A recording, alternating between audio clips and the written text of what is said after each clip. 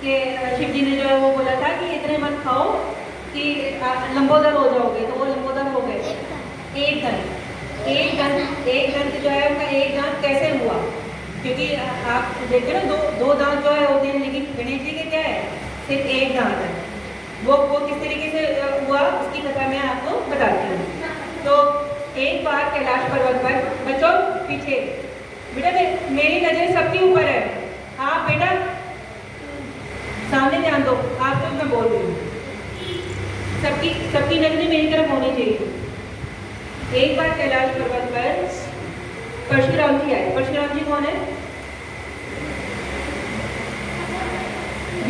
विष्णु जी के छठे अवतार। पहले अवतार कौन थे? पहले अवतार का नाम क्या था? मीन अवतार। मीन अवतार में क्या था? मीन अवतार में जो प्रलय आने वाली थी, तो उन्होंने जो मीन अवतार धारण करके एक नाव पे को जो ले करके, और जो है वहाँ पे ऋषि मुनि सारे जीव जंतुओं को जो उस नाव में बिठाया था और उनको सुरक्षित जगह पे वो लेके गए थे। तो मीन अवतार पहला क्या था? मीन का मतलब मछली, मीन अवतार। दूसरा अवतार क्या था? कच्छप अवतार। कच्छप मीन्स कछुआ। कछुए का अवतार धारण किया था अपनी पीठ पे, क्योंकि कछुए की पीठ जो बड़ी कठोर होती है, तो अपनी पीठ पर जो मंदराते पर्वत जो सागर मंथन हुआ था, उसको आधार देने के लिए, उसको बेस देने के लिए जो है वो कच्छप अवतार जो उन्होंने धारण किया था। और फिर तीसरा अवतार कौन सा था? उसकी तो कथा मैंने बताई थी। तीसरे अवतार की जो हिरण्याक्ष को मारा था, नरसिंह का कौन बोला? वेरी गुड, क्लैपिंग करो इसके लिए। याद रखना है बच्चों, ये सारी कहानियां एक दूसरे से रिलेटेड है। तो तीसरा अवतार कौन सा था?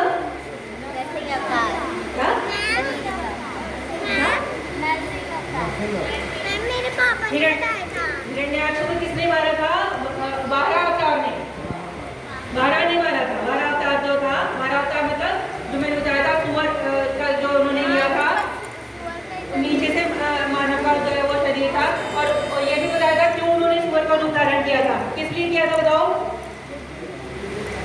बताओ किस लिए किया था?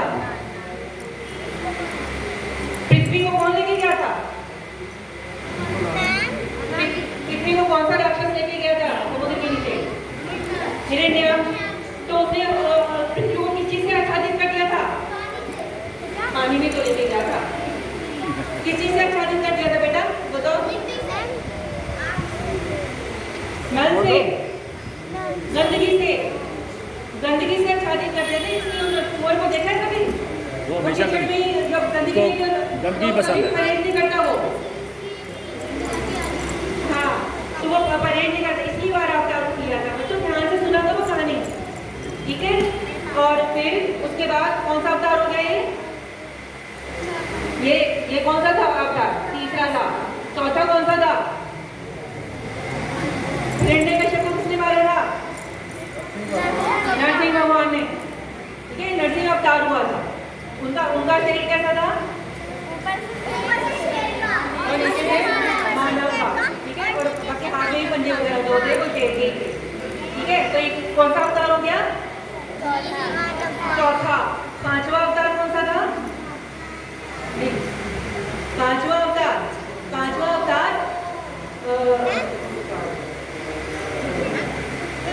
वामन अवतार।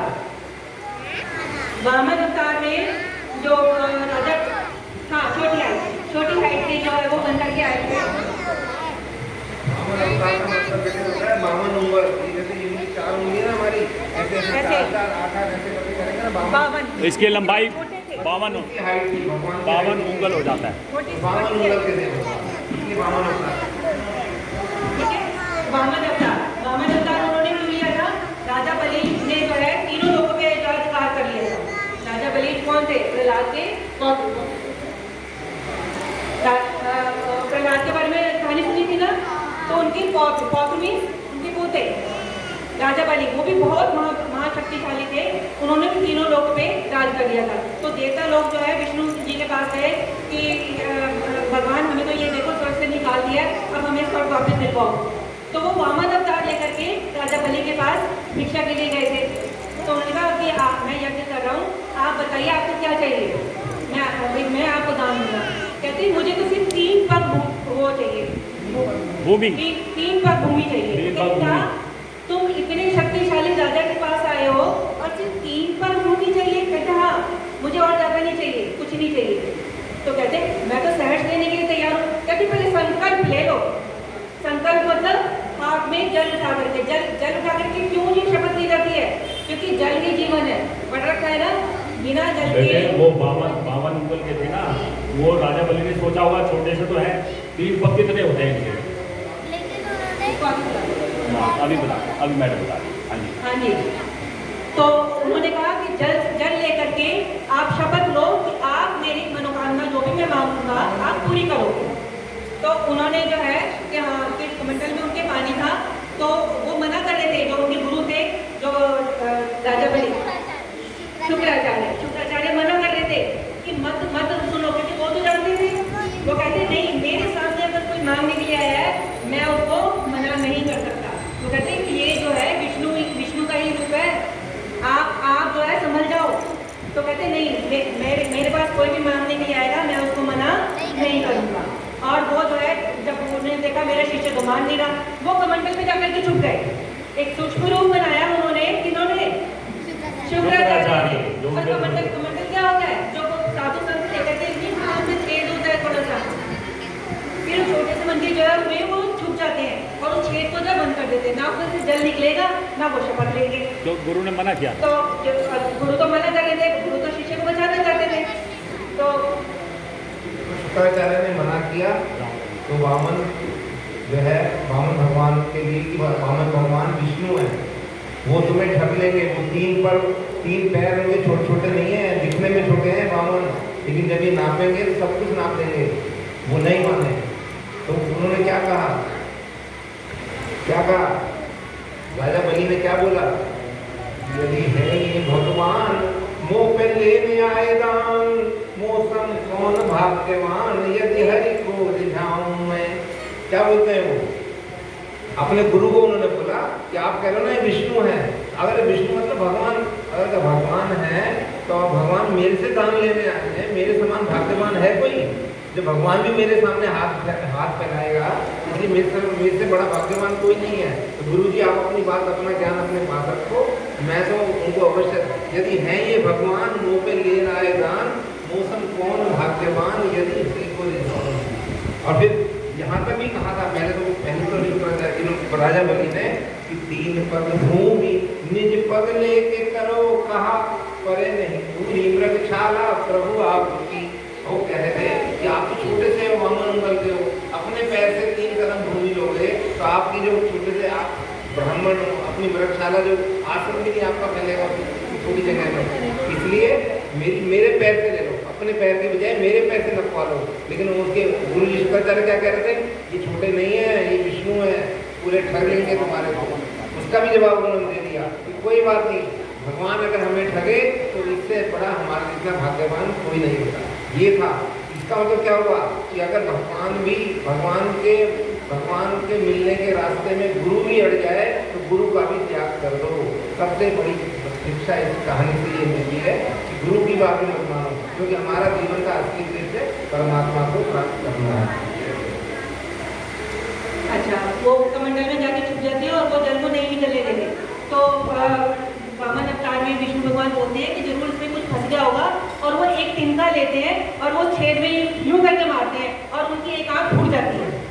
तभी शुक्राचार्य एक आंख से अभी भी फूटी हुई है, मतलब एक आंख से खाने वो एक आंख से खाने हैं। तो वो फिर एकदम से जो है कहते हैं ये मानेंगे नहीं, वो फिर उसमें से निकल जाते हैं और वो शपथ ले लेते हैं कि आप जो भी मांगोगे मैं आपको दूंगा। तो वो कहते हैं कि मुझे तो सिर्फ 3 पग भूमि चाहिए। तो कहते हैं कि आप जो है आप ले सकते हो। कि कितनी नाप लेंगे? इतनी कितनी नाप लेंगे? तो उन्होंने फिर अपना विराट रूप दिखाया। विराट रूप मतलब ब्रह्मांड तक जो है पूरे वो लंबे हो गए, वो बड़े हो गए, और एक जो है पैर में तो उन्होंने पृथ्वी को नाप लिया और दूसरे पैर में उन्होंने स्वर्ग को। ठीक है, स्वर को जीत लिया। वो कहते भाई राजा आप बताओ मैं तीसरा पद कहाँ रखूं? तो कहते प्रभु आप मेरे सिर पे रखो। तो वो तीसरा पद कहाँ रखते हैं? किसके सिर पे? राजा बलि के सिर पे। तो वो वामन अवतार में विष्णु भगवान प्रसन्न हो जाते हैं और वो अपना रूप दिखा के बोलते हैं कि बलि मैं तुमसे बहुत प्रसन्न हूँ और मांगो तुम मेरे से क्या मांगना चाहते हो, कि जो मैंने मांगा तुमने मुझे दिया, अब तुम मेरे से मांगो। तो उन्होंने क्या मांगा कि आप जो है मैं पाताल के वासी राक्षस लोग कहाँ रहते थे, असुर लोग कहाँ रहते थे? पाताल में, कि आप मेरे साथ पाताल में चलो। और वो जो है वो मान जाते हैं कि मैं जो है पाताल में तुम्हारे साथ रहूंगा और वो विष्णु भगवान को लेकर के पाताल में चले जाते हैं। अब उनको जो है पहरेदार की जो है उसकी ड्यूटी पे दे दिया। अब लक्ष्मी जी परेशान, अब जिसका पति चला जाएगा क्या पत्नी खुश रहेगी? अब आपके पापा कहीं चले जाए तो वो आपकी मम्मी खुश रहेगी? मम्मी तो घूमने जाएगी।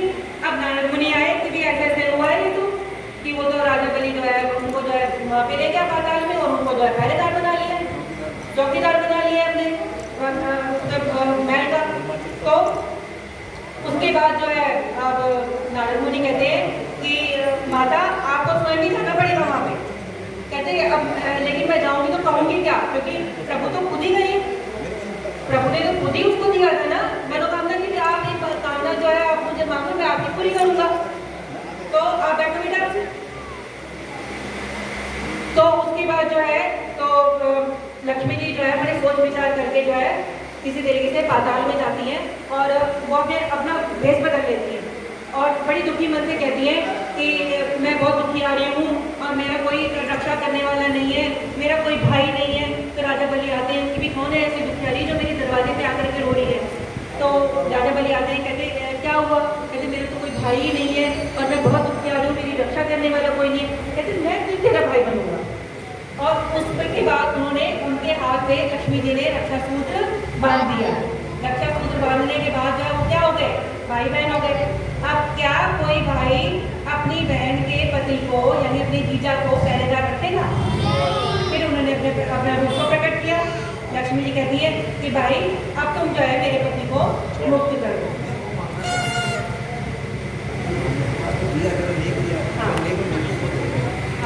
लेक जब गिफ्ट देते हैं ना, उपहार देते हैं ना। अब तो क्या हो गया है? अब तो रक्षाबंधन पैसों का खेल हो गया है कि कौन कितने पैसे देगा, भाई पैसे देगा, जबकि पहले ऐसा नहीं था। ये प्यार का बंधन है, इसको प्यार की तरह ही बनाया करो। कोई इसमें पैसों का मोल भाव जो है ये नहीं होना चाहिए बिल्कुल भी। तो वो उन्होंने जो है उपहार में मांगा कि मांगो तुम क्या उपहार चाहते हो? तो कहते मेरा पति मुक्त कर दो। और वो उन्होंने कहा कि उन्होंने मुक्त कर दिया और इस तरीके से विष्णु भगवान जो है वैकुंठ धाम पे वापिस आए। ठीक है, तो ये हमने कौन से अवतार की कहानी सुनी? वामन अवतार। वामन अवतार कौन से थे? 5वें। और छठे अवतार कौन थे? परशुराम जी। परशुराम जी जो है कहते हैं आज भी जीवित है, इसलिए उनकी पूजा नहीं की जाती, आज भी जीवित हैं। और वो हर एक जो भी अवतार जो लेते हैं उनकी जो सहायता के लिए हमेशा उपस्थित रहते हैं। उसके बाद राम जी ने अवतार लिया, कृष्ण जी ने अवतार लिया और फिर उसके बाद जो है गौतम बुद्ध ने अवतार लिया। अब कलयुग में किसका अवतार होगा? कल की अवतार होगा। ठीक है, उनकी सहायता के लिए भी वो परशुराम पृथ्वी पर है। ठीक है, तो आज की कथा हम जो है यही समाप्त करते हैं। तो वही एक चौपाई के लिए 3 बताओ।